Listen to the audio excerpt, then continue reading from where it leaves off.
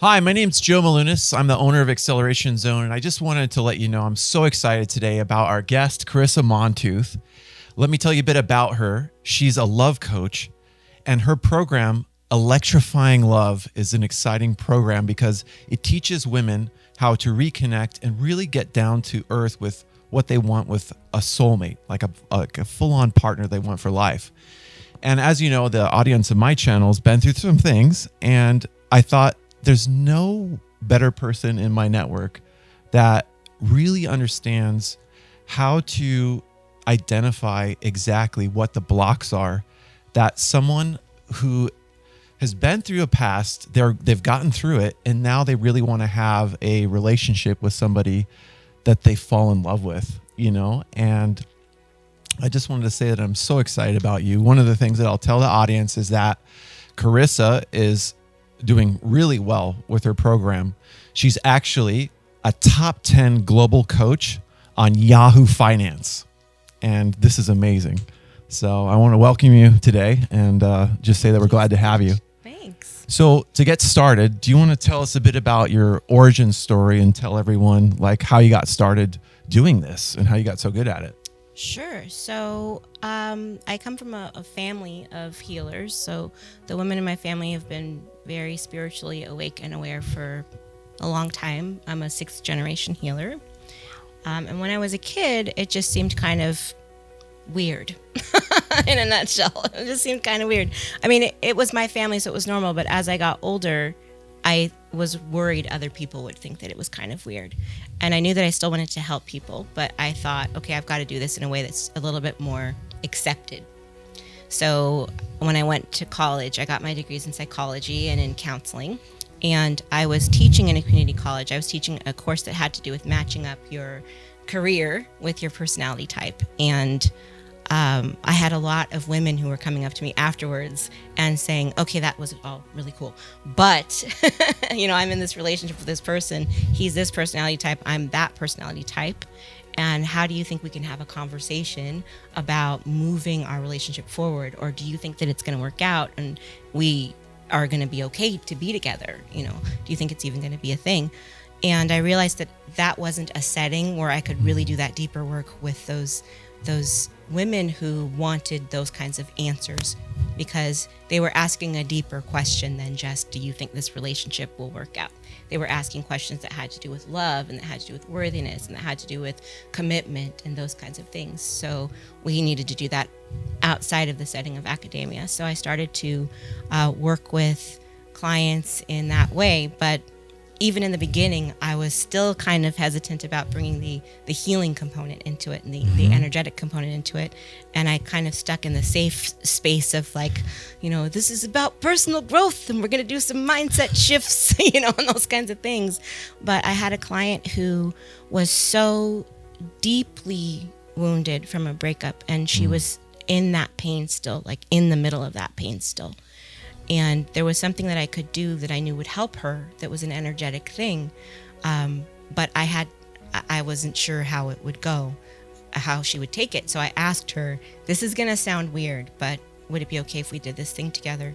And she said, yeah, that's fine. That sounds good.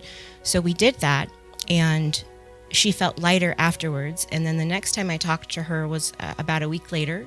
And the first thing she said when we started that session together was, I don't know what you did last time, but we should have been doing that every time. Like, we need to do this every time. Wow. So at that point I was like, okay, I need to actually bring these things together. So it was about the mindset kinds of shifts that we need to make, which are things that our conscious mind is super comfortable doing, right? But it was also about things that were deeper healing things that happen on a subconscious level, which is the realm of energy work.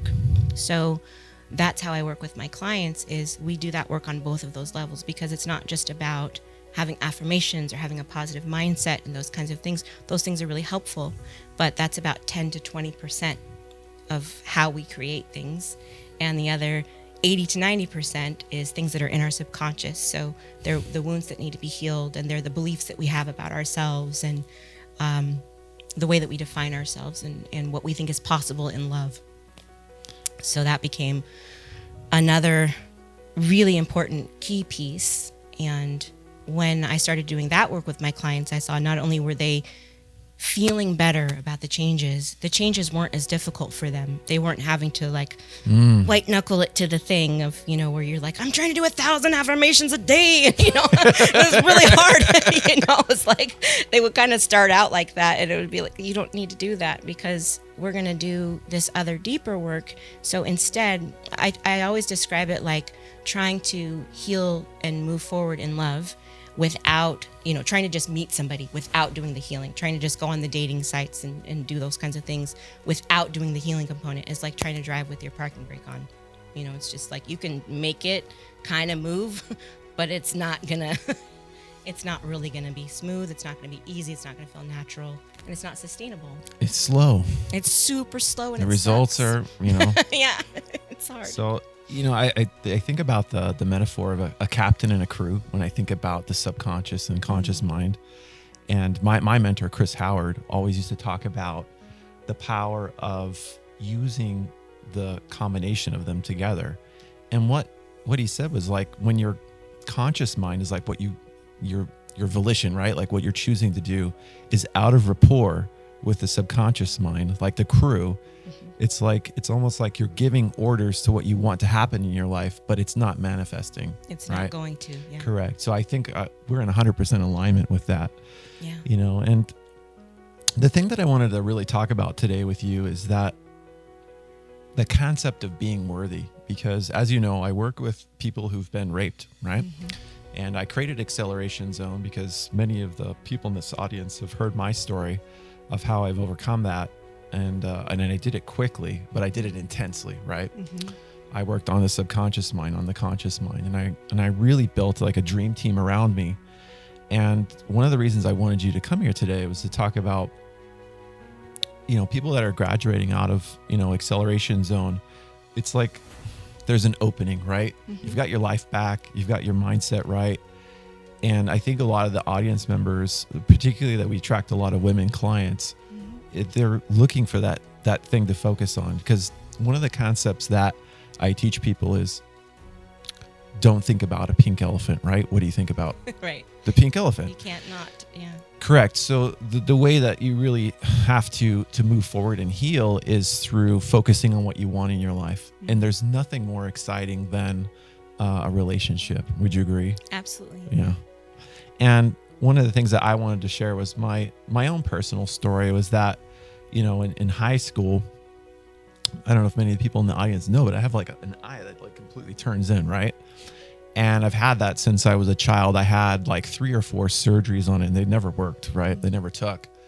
And I remember my parents never really handled it well. They kind of like related to me like something was wrong, right? Mm. So when it became time to be like, an adult and like have relationships, and I was 15, 16, 17 years old, I was super self-conscious about it. And it wasn't until I had this amazing eye doctor that just told me to like, just forget that, like you're fine. You're going to be fine. It was like, he was like he programmed my subconscious mind in that moment to let that go. And I went to NAU, and what was amazing was instead of me being this guy that has this problem, I was like, well, I'm from California and everyone here is from Arizona. I'm like actually special, and it was amazing how that worked. So one of the things I wanted, Chris has known me many years, and she's been a part of seeing my children grow and having that amazing relationship that I have with my wife. And one of the things I love about my wife is she gets me, like she'll walk up to me and she'll say, "You have the most beautiful eyes," and I just melt, and wow, I was just thinking about that right now, and like you guys makes me want to cry. Always had that connection. yeah, and I think that like other people walk around with these blockages, like I had, and maybe they don't have that person that helps them let it go, like the good eye doctor. I've had shit eye doctors before, that were terrible, but having that person that allowed me to like let that go and move on is like very similar to what I feel like you're doing with women that you're in your coaching program. So do you want to talk about the most common blockages that your women and that you're working with are facing before they really feel unlocked to go get that life partner? Yeah, absolutely. So I think one of the things to kind of think about as you're thinking about love and how that's kind of different than other things that we're wanting to create in our lives is that when you think about something like your career, right, or you think about something like fitness or something like that, we can work really hard toward that goal, right? And we can see steps toward that goal, and we can kind of see that we're moving along. And so sometimes it feels like Pause. It's all right. Battery. This whole. We'll start that question again. I have a spare battery.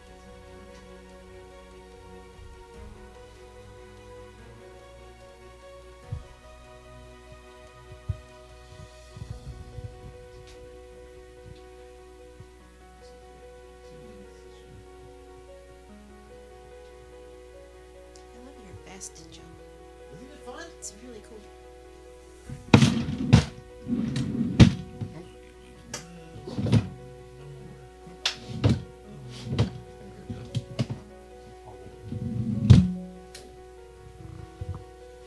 So good so far, I think. Yeah, it's fun. You're doing great. So, Carisa, the question I wanted to ask you is, what do you feel is the major blockages that the women that you're working with are facing to feel worthy of having that, just the ability, like, to actually entertain the idea that they could go out and find a soulmate like Jenny or a couple, like that person that they need to find, Yeah. Well, I think that one of the things that's probably the most important to keep in mind is that love is a little bit different than the other things that we try to create in our lives or achieve in our lives, right? Because with something like your career or with fitness, you can work really hard toward that goal, and you can see your progress, and you can get an idea of what the steps are that you need to take, and there's like kind of a clear path, right?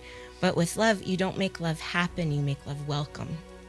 And that's really different. That's a different energy, right? It's a different energy than what we're used to in kind of like our hustle culture, right? So a lot of times the biggest block is this feeling that like I'm behind, like I haven't done enough. I need to get out there and make something happen with this. I need to be on 5 different dating apps, and I need to hire a matchmaker, and I need to, do these kinds of things, because otherwise I'm going to go to that, my friend's wedding, and I'm going to be the only one that's single and doesn't have a +1, or, otherwise I'm going to go to the family reunion, and they're going to ask me, why don't you have someone in your life yet? And those kinds of things. So that's kind of the biggest mindset shift, is to remember that it's not about making something happen. It's about making an experience welcome, because it's not just that experience of meeting that person and falling in love. It's that you want it to be sustainable. So you're becoming the you who can sustain love, right? Mm-hmm. Not just I'm worthy of receiving it. It's out there. I'm going to meet somebody. Like, we can have these kinds of affirmations and do those kinds of things. But it's that one little key mindset shift that's like, oh, this is really more about me healing than it is about me hustling and doing, So that's a big thing. But then once we actually get into the healing part, a lot of the blocks that I see have to do with what happens after a breakup and how we interpret the meaning of that breakup. Let's talk about that. Yeah. That's common. I mean, we've Yeah. all been through a doozy, right? Or most Yeah. people have. Talk about that for a second. Well, I usually see 5 things, and I see them in different combinations. Sometimes people have one wound, sometimes they have all 5. It kind of varies. But a lot of times what I'll see is the big one is anger, and that usually is something that I see if someone has felt like they put a lot into a situation and they were lied to, or they were cheated on, or something like that. And it also depends on what happens after. So, especially because women have a little bit of a different concept of time and what the time that they've invested into a relationship means, because a lot of that has to do with, literally with like the reproductive years in our lives. We have a window. It's limited. Right. It's a limited window. So a man and a woman can walk away from a relationship and he can feel like, well, she was a great person. I'm grateful for the time we had together. It just didn't work out. And she can feel like he wasted 10 years of my life. Right. You rarely hear men say, she wasted 5 years of my life. I've never heard that before. Right. But you hear that from women because there's a different perception of what that time means and how it feels. So that's one of the things that we see happen. So there can be anger as a wound, and sometimes anger is it can be righteous anger, but a lot of times women are discouraged from expressing that, and because it's a powerful thing. And so that can be a difficult thing. A lot of times women will bury that under something else, which is a second wound that I see, which is a grief wound, which looks more like sadness. And a lot of times women will express that when they're really feeling the anger, because the sadness is more acceptable to society. It's true. People aren't afraid of a sad woman, but they're afraid of an angry woman, and she's hysterical, all these kinds of things. So a lot of what I do in the beginning with women is figuring out which one of those we're looking at. Are we looking at a sadness wound that's covering an anger wound? Are we looking at two different things? What are we looking at? So those are two of the wounds. Another one that we see often is a confusion wound. And what I'll hear over and over again is they're saying, if I just understood why he did this thing, if only I could have one conversation with him and it would make sense to me why he did this thing. And they're really looking for closure. And there's not going to be the closure that they think. The weird thing about closure is it happens when you stop caring. When you don't care anymore, it's like then you get the whole story of like why the thing happened, and you're like, well, that's nice, but I'm already in another relationship and I don't care anymore. It's really strange, but I see it over and over and over again.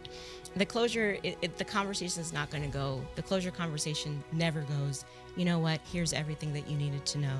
And I'm very sorry that all happened. Because they're usually dealing with a situation with someone who is not particularly self-aware. And as strange as it sounds, their behavior wasn't actually personal, even though it feels very personal. It feels like it, right? Yes, it feels personal. But it would have happened to anyone in your situation because you're dealing with someone who wasn't particularly healed themselves or interested in evolving in any kind of way or, dealing with their own wounds. So there's the anger thing, the sadness thing, the confusion thing. And then a lot of times I'll see shame. So particularly if someone who is really high functioning in a lot of other areas of their life, but they have been in a situation for a long time that makes them feel embarrassed about how much they put up with or how long they stayed or how much they kind of contorted themselves to try to make it work or to try to improve it or whatever that situation was. So you'll see a lot of shame in those situations. And one of the things that, Brene Brown says is that shame thrives in silence and secrecy.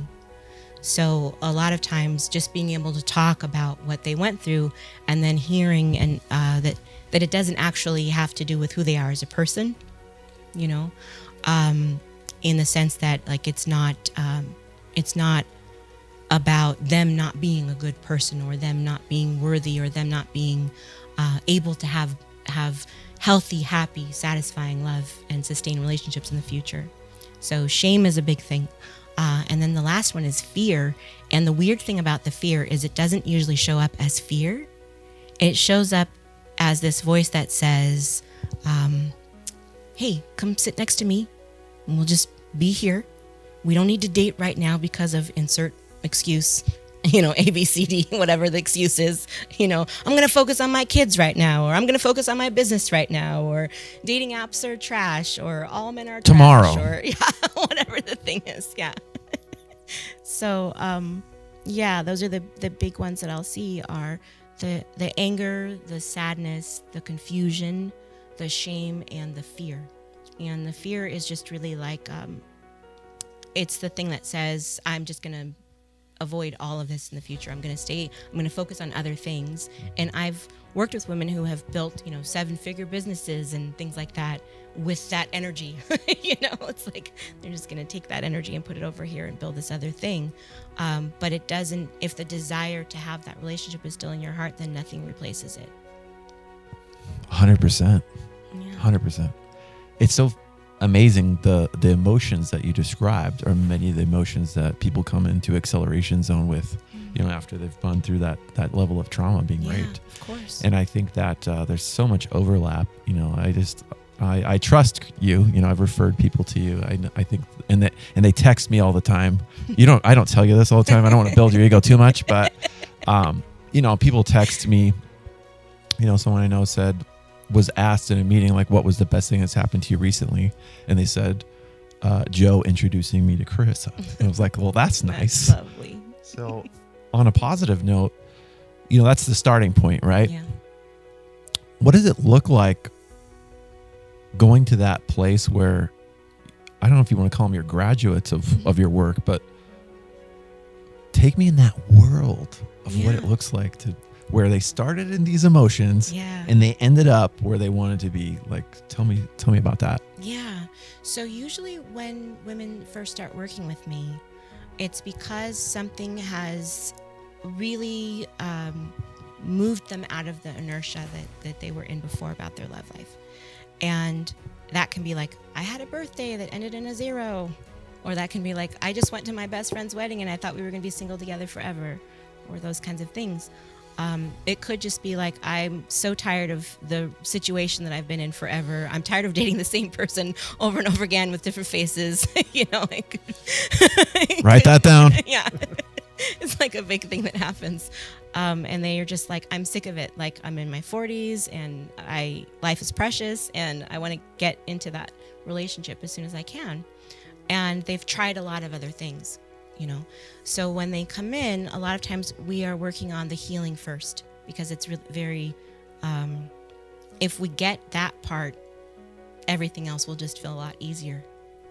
We put that first, even before things like vision, the vision for the future, because you can only see what you think is possible for you to have. 100%. Yeah. And your healing determines what you think is possible for you to have. So it's kind of like, we clean the window. The healing helps to clean the window so then they can see clearly what's actually possible. So I've had clients before, for example, who have, I had a client once who said that she wanted to be with someone. She had 2 boys, and she wanted to be with someone who was able to help take care of her financially and her family. And she described someone who had a really good work ethic and all these kinds of things. And I was like, okay, that's all fine, but let's widen that picture a little bit. What are the other aspects? And she's very, very much focused on this, like, financially providing and good work ethic, and those were very important to her. So, she attracted this person into her life, and he was great, and he was those things. And I was surprised she even had time to meet him, because he worked like a 60-hour work week and crazy stuff like that. And that ended up being the stumbling block in their relationship. And we kind of backtracked a little bit and looked at what her vision was, and looked at why did she think that financial provision had to come outside of herself? Why did she think that she had to be with a partner who was wealthy as opposed to creating wealth for herself? And we also looked at why she only thought of wealth as trading hours for dollars. She wasn't thinking of anything in terms of like someone who, even just for herself, passive income or investment income or any of those kinds of things. So she had to heal things that she believed that were about wealth that were connected to love before we could even get to the vision of what she wanted for the future. You're good. Right? You are good. So it's like we did all of this healing work, then we do vision, and that's when we paint the picture of, okay, what's it going to look like and feel like to have this person in your life? And I have a really specific process for that, because what we do is we work on areas of long-term compatibility as opposed to just making a wish list of characteristics. Right. Can you explain the difference? Yeah. So when you're making just a wish list of characteristics, like in pop culture, and it is a widely used term called, a love list, which is actually a really powerful manifesting tool that uses spiritual principles that are really important. But we focus on, instead of just somebody just going, someone with a great sense of humor, someone who likes to hike like I do. Those things are great, but those things are more about like, how are you going to spend your time together as opposed to long-term compatibility. So the Center for Marriage and Family talks about 4 specific areas of compatibility that you can look at to determine the longevity, to predict rather, like the longevity of relationships. So that's what we base our work on, and it has to do with things like what are our shared values in terms of family, and under that family section there are things like do you want to have kids? How many kids? How are we going to raise our kids? All of those kinds of questions. If I already have kids, what kind of, person are you going to be in their life? If, I don't ever want to have kids, is it okay for me to say that? Those kinds of things. So we look at family. We look at their physical relationship and what they're attracted to physically, even though people think that they shouldn't be able to, they feel like that makes you shallow, but you're attracted to what you're attracted to. So, right? Like, let's own that and, and like actually specify what that is in some way. And it's even in terms of like, how do you like to be physically loved? How do you like to be touched? Are you okay with PDA? Do you like to cuddle? Like all of these kinds of things. Let's talk about that, because you could be with someone who's completely opposite with you in that way and you won't feel loved. Yeah. And then another aspect that we talk to is the money part of it. So money and lifestyle. And it's things like, are you like, what kind of a lifestyle do you want to have? What kind of a lifestyle are you comfortable with? And then the last area that we look at has to do with your spirituality or your religion. So it's like, a lot of times I'll have women that I'm working with and they're like, I don't really think of myself as particularly religious. So, what do we do there? And that in that case, we just talk about, what do you think makes someone a good person in the world? So what does integrity mean to you? What does, if you had to describe someone who had a really great moral compass, what would that mean to you? And if you were describing your partner to someone else and you wanted to say you were really proud of them, what would be the features, of that would make you really proud of them in terms of like who they are as a person inside. So we talk about that, and that's all a second. That's really the second level. The first is healing, and the second is vision, and that's when we're talking about all of those things in a partner, all of those different aspects, and then we go into really deep self-love. Because it has to do with things like, if you don't believe that you're worthy of your own love, it's really hard to attract someone who loves you. 100%. That was my story at the beginning, right? So, yeah. Like exactly like your story. And as soon as you were like, I'm actually pretty awesome. Everybody was like, what, Joe, you are awesome. So yeah. This is so fun. Yeah, the self-love thing is a big thing, right? Because it's like, how much, huge. How much do you allow yourself to even receive good? What comes out of this conversation is the power of like intervention, meaning like there's an actual change in direction. Because like, had I never had that eye doctor that really opened my mind about that this is totally normal and 10% of the population has this, I was like, what? And I think like he really made me feel comfortable about myself, and it was like letting that go. And I think about what you do is that you're literally doing that intervention. You're changing the course of people's lives. And I'm so excited to have you here, because I think like, again, the people that are watching this, I think there's so much to be gained by realizing like, now that you've kind of like got control of your life again, like you can open yourself up to having professional, coaching on relationships. So, on that note, do you want to talk a bit about your program and what you do? Yeah, absolutely. So when I'm working with women one-on-one, we go through those 5 steps, and it's really personalized for each person that I'm working with, because everyone comes into it with a different experience of love up to that point. Everyone comes into it with a different feeling of whether that's safe for them or not.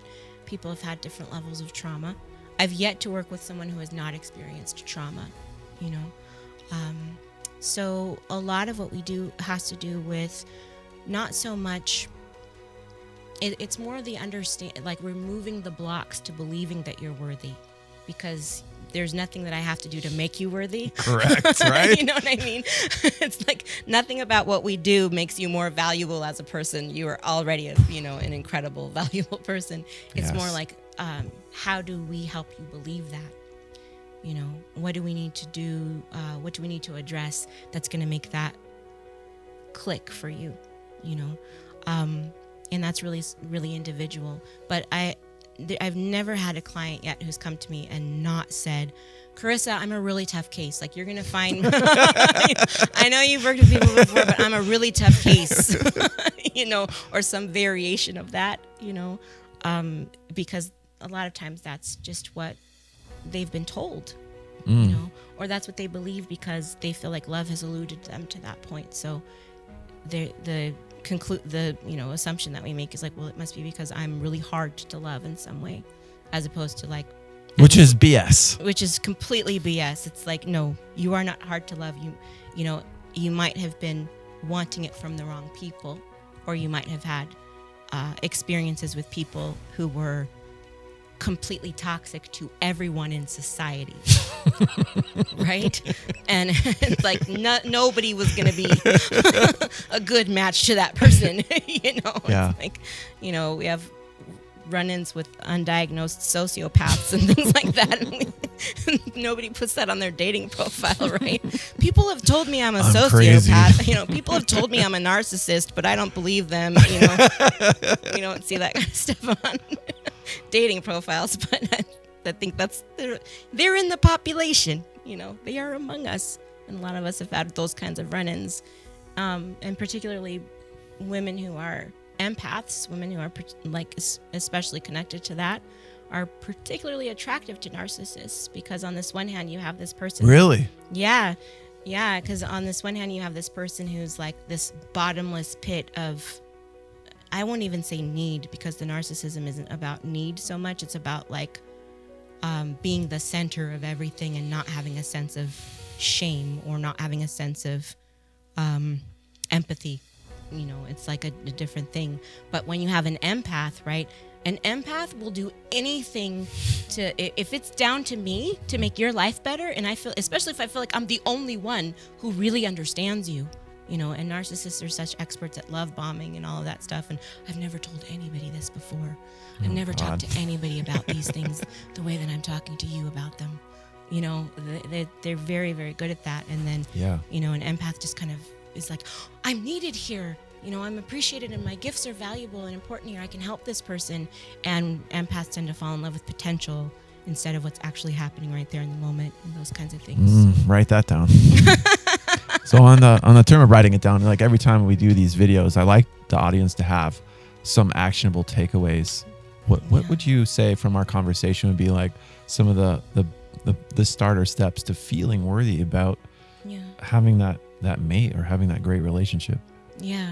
Well, I'm glad you're talking about starter steps, right? Because obviously we can't solve everything in this one conversation, but some things that are really important and kind of easy to do are to curate your Instagram feed in a way that doesn't make you feel less than every time you look at it. So you're not looking at everything and just going like, they have a life that I don't have and I really want it. And instead it's things that are more about like what speaks to my hobbies or things that I can go out and do, what speaks to my personality, like those kinds of things, instead of visions of a life that you think is beyond you. Or and don't post things on Instagram that are about like how you've been through it and nobody understands, but it's going to be okay. And correct. Please don't post that kind of stuff because it's not helpful for you. And it's not, other people don't look at that and go, this is somebody who's really, really well and emotionally together. And I'm really interested in what makes them tick.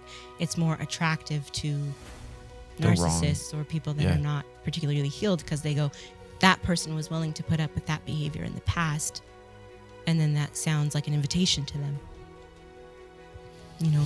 so so don't do that.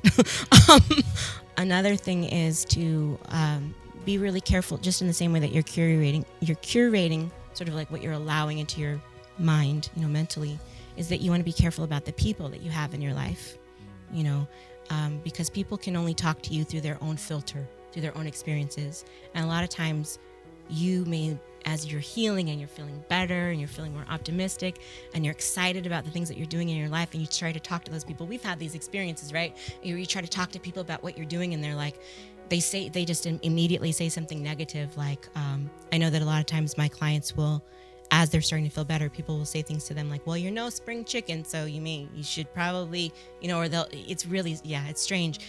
There's something about you healing that is somewhat triggering to people who need to heal but aren't making the effort. Yes. So they see you and they're like, instead of thinking, there will be some people who will be inspired, but there'll be other people who look at that and go, well, I don't want you to get hurt, so you should think about the fact that all these men on these dating apps are trash. They just kind of like, and some of it is a misery loves company thing, right? Which is like, well, if you go off and be happy, then who am I going to go out to happy hour with, and those kinds of things.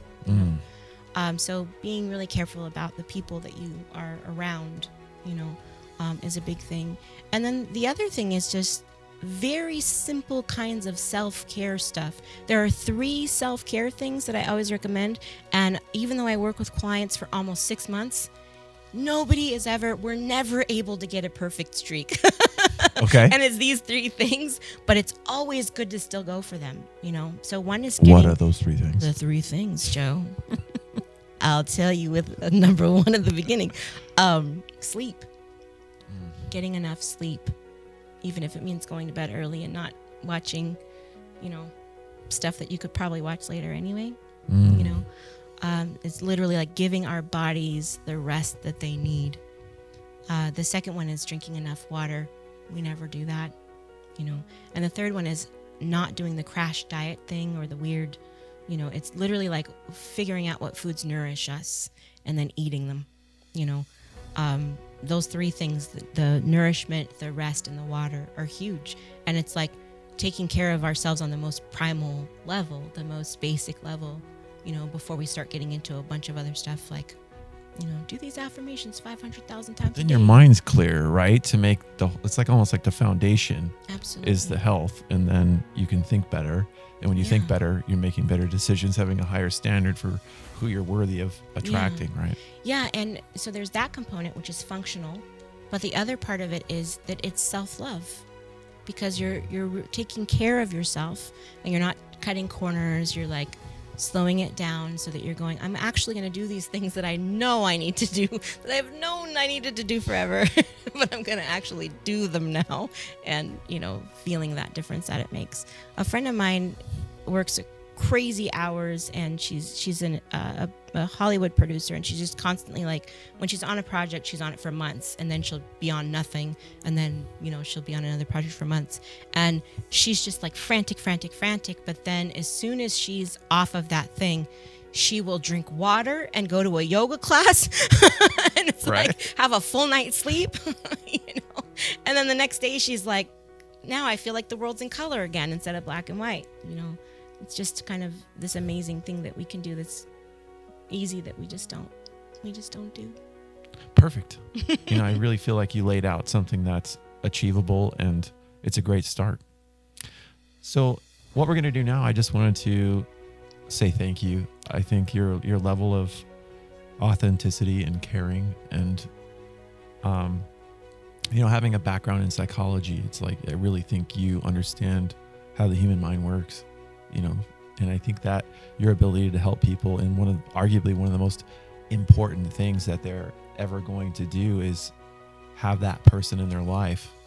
And, I personally know people who don't have that partner in their life because they made a decision down the line before and they never took action. I can only imagine if we could rewind and get in the DeLorean time machine, right? And go back 10 years and they would have met you and hired you, their whole life would be different. And it just makes me proud to know that you have that gift. You're willing to, put it out there into the universe, And I can't wait to support you in your mission and, take people that I think are open to that and then share them with you, and take that journey together. So what we're going to do now, I just wanted you to take a second to talk about how people can find you. You can talk to the camera now and let people know how they can find you on the internet. So a couple ways to find me. You can go to my online home, which is carisamontooth.com, and it's CarisaMontooth.com. Or you can go to soullovesession.com and schedule time for us to talk and see where your heart is. All right, perfect. So again, this is Joe Milunas with Acceleration Zone. I just want to say thank you for watching.